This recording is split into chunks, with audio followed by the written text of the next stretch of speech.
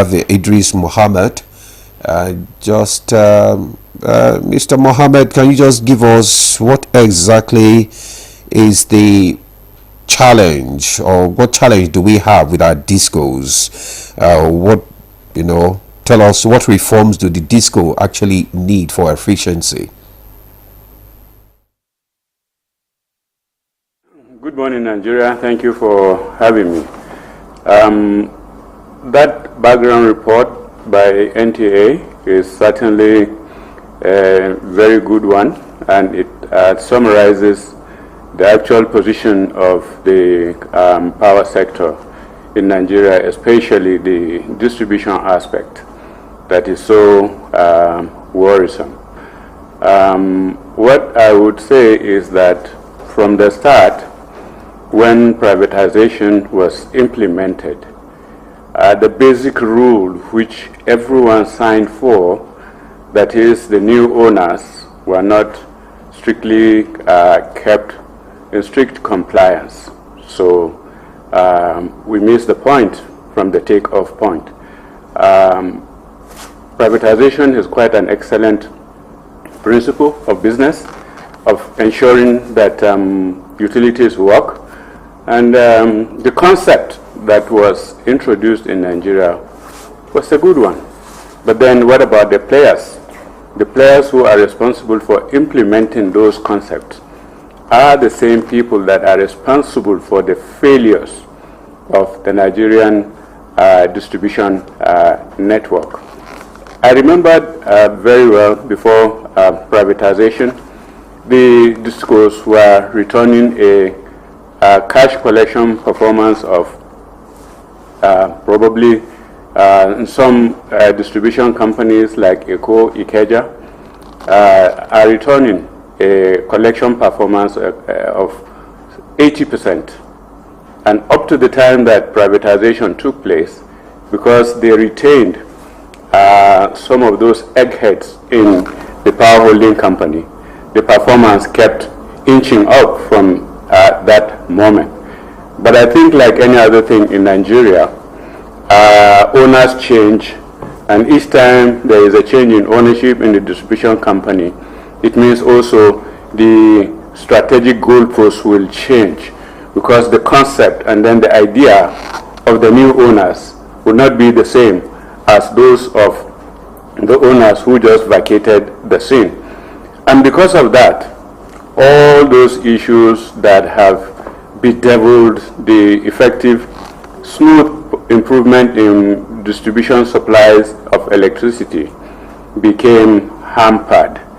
And the government, on its own part, when the privatization was done, had said, and the new owners were told, that in order for you to succeed, you would certainly need to retain your workforce for a number of time to support you, guide you through the process so that you can succeed.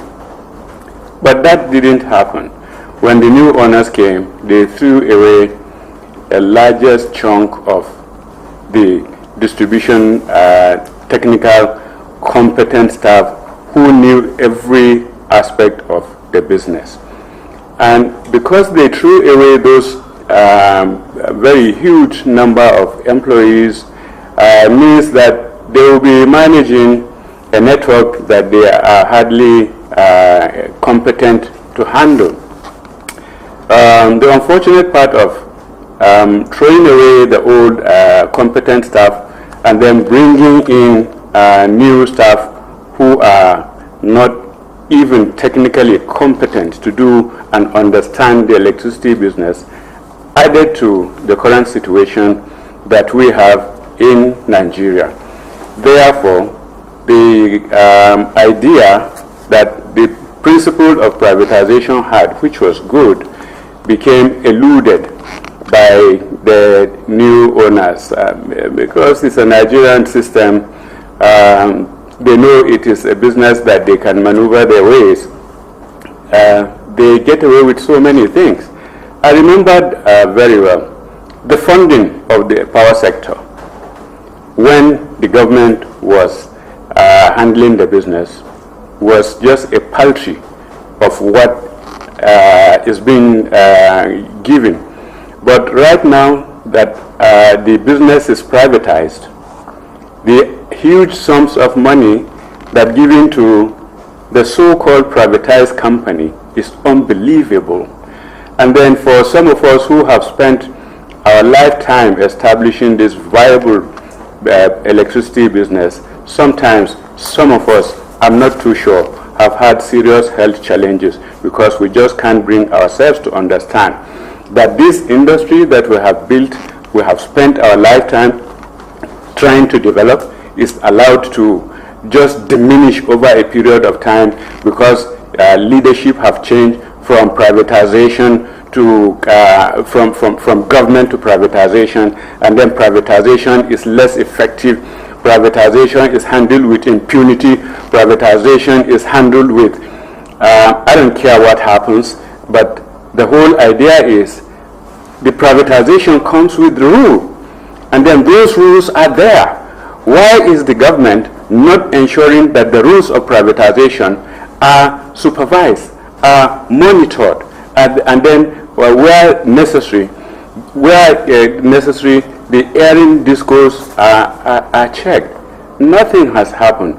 And then now, from what is happening, it looks like government is saying that they are going to bring consultant JICA from outside to come and manage a network that does not belong to them, a network that they know nothing about, a network that they are not competent to manage. Where are we going? I don't think we're going anywhere. Power is supposed to be, all right, a utility that must be available to every Nigerian. Power is not the preserve of the rich or the very rich. Therefore, in Nigeria, power has now been classified for the very rich. In actual terms, Nigeria is in darkness. And I weep that Nigeria is in darkness because it's only when you are in band A that you will have electricity supply. If you are in any band outside band A, forget it. Nigeria is in darkness. Policy implementers, policy supervisors that are charged with the responsibility of ensuring that this crucial commodity is made available to Nigerians are not doing their job. And Nigeria is dying. Nigerians are dying. Businesses are folding up. Cost of living is going beyond the reach of everyone. It is affecting everybody. It is affecting every home. It is affecting every. Yes, Mr. Mohammed, I'm sorry to interject here. Just quickly for us before we escalate the conversation to our other guests. It would appear that you are absorbing the discourse, from any blame when you alluded to certain players being responsible for the failure of the privatization, therefore the failure of the discourse to perform. Who exactly are these players you're talking about? Can you be a bit more specific?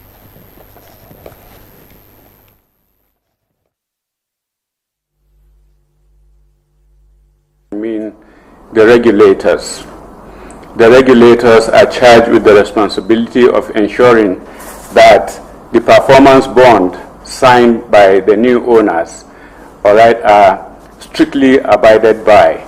And wherever there is a breach, we expect that that breach should be taken note of, and then lapses that is responsible or that were responsible for those breaches were addressed.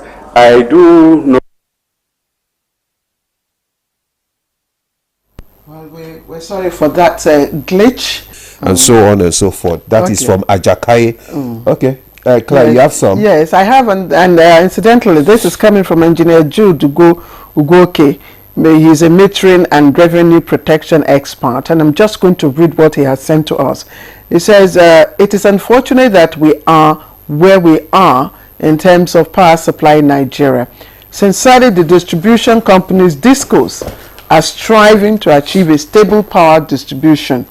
However, we continue to face challenges such as the cost-reflective tariff issue and rampant energy theft. which result in significant collection and commercial losses. Some DISCOs are funding metering initiatives in Nigeria, including those supported by the federal government, such as the MAF and MAP initiatives. However, I can authoritatively state that the rampant energy theft, coupled with the lack of requisite legislation to address this issue, is not only hindering the pace of meter installation, but also impacting revenue geometrically. Given these challenges, generating sufficient revenue to invest in distribution infrastructure has become a significant hurdle. Engineer Jude. This other one is from Alhaji Sikiru Oladepo Balogun. Is a consumer at Ile-Ife. He says, good morning, you are appreciated for this program. Please let the disco companies know that their workers are making consumers pay more than what they consume.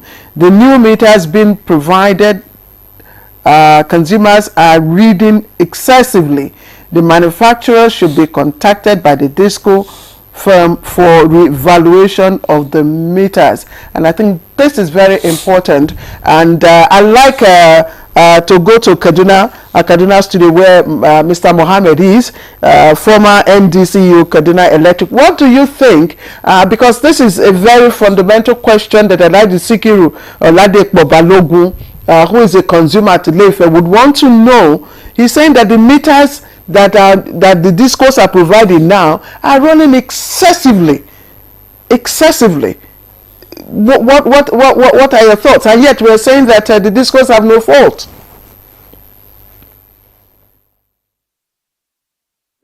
Claire, once again, good morning, Nigerians.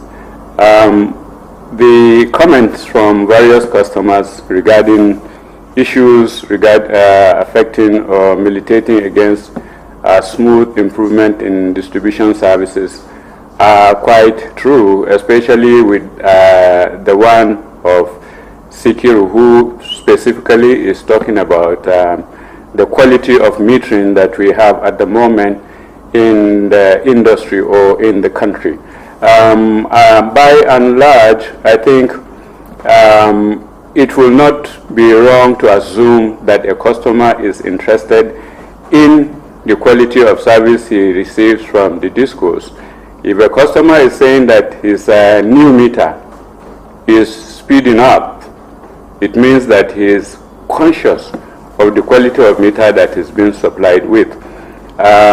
If, on the other hand, the service provider, the discos, or the owners are behind the supplies of those quality of meters, I think they should be morally upright and then know that there is God.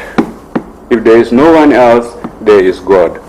And then you can only cheat a customer to a certain point. But there is the day of retribution. And that day of retribution will affect everyone. The disco owners, the staff, and everyone. But I think fundamentally, moving away from that, Mr. Mohammed, just hold your thoughts. Please just hold your thoughts. When we come back, you continue. All right, thank you for joining us again. And this is Good Morning Nigeria. Please keep your comments coming in. Before we went on break, Mohammed from Kaduna studio was, of course, responding to my questions, or to the question raised by, Sikiru from Ile-Ife. Please, Mr. Mohammed, you can go on now.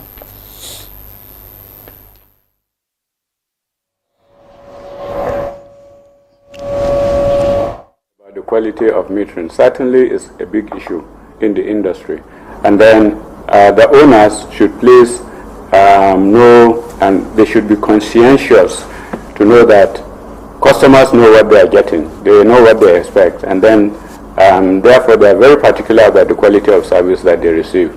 But let me say that Bode and I have spoken in this place with Claire and her colleague, and then Obot. They have said that the issue of policy inconsistency is the major problem that we have in Nigeria. The Ministry of Power that is actually charged with the responsibility of ensuring that policies that will improve power supply, distribution, transmission, and generation. They are working entirely out of the box. We say we like to think it, all right, we like to think outside the box, but they are operating right inside the box. So by and large, what I'm trying to say is that the ministry is not actually consulting with the right professionals that will give them advices that will add value to the quality of power supply in Nigeria. You can see from all indications that the issue of tariff was a big issue. It was done independently without consultation. If there are consultations, we need to have evidences.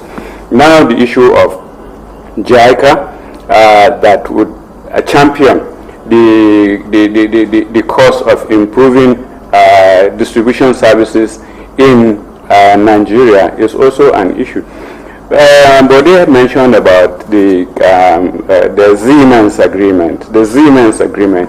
Why is no one talking about the Siemens agreement? I don't think that this Siemens agreement is is not a good option, because Siemens agreement has worked in other regions of the world, and that is why it is actually a model. And then Nigeria should actually look at the way of implementing it, the way it is implemented in other countries.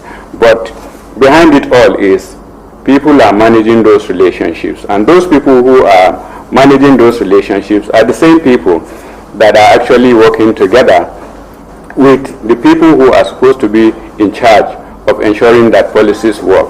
Policies will normally work when there is fairness. Policies will work when there is transparency. Policies will work when there is consultation. And once all of these are not put together and managed properly, then we will still be moving around the same cycle with no result. Actually, it is so devastating at the moment that power is not available to the poor. The middlemen, like I said, there is no more middlemen.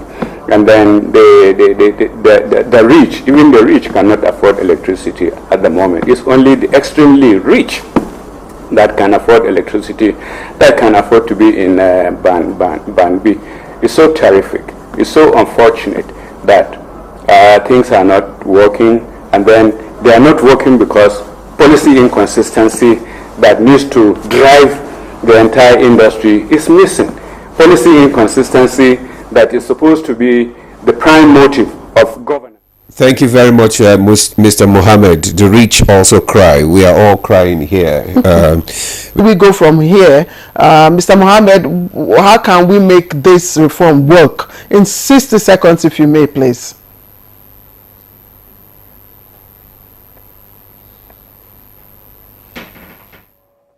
If you are driving a car, or if you own a car and it's Mercedes, you have to go to a Mercedes to get the best maintenance for your car. So, and the same applies to the service industry, like the power sector. Moving away, the policy inconsistency must be addressed. And that is the only way that we can move forward and ensure that to a reasonable extent we are able to make a breakthrough in improving power supply in Nigeria. Mr. Mohammed, the policy issue must be addressed, the consistency in policy. In 30 seconds, Mr. Obong. 30 seconds. I don't agree with what the minister is proposing. There are a lot of documents, written papers on how to. Let's revisit the 2018 relaunched Power Sector Recovery Program, which the World Bank made. Secondly, we are talking of subsidy and no subsidy. The federal government has 40% equities in all the gas companies operating in Nigeria. If we are talking of another tariff review and increase, I have said it repeatedly, it is hypothetical, it is not a silver bullet. What should the federal government do quickly? The federal government can give up that 40%. If it gives up that 40%, freeze it, and maybe shift it to a GENCOs. tariff will come down. Mr. Okat, thank you. Executive Secretary, Power Consumers Advocates of Nigeria, would like to thank you. We'd also like to thank Idris Mohammed, Power Infrastructure Expert, former MDC Kaduna Electric. Bode Fadikbe, CEO Sage Consulting, joined us from Ijebu via Zoom, and engineer Abdurrahman Umar Lawan, Senior Academic Department of Electrical and Senior Fellow, also joined us. Thank you all for your contributions to Good Morning Nigeria today. And that's it. I am Claire Adilabu Abdurrazak. And I'm Ademola Adeoye. Thanks for joining us. Join us again tomorrow for another interesting episode.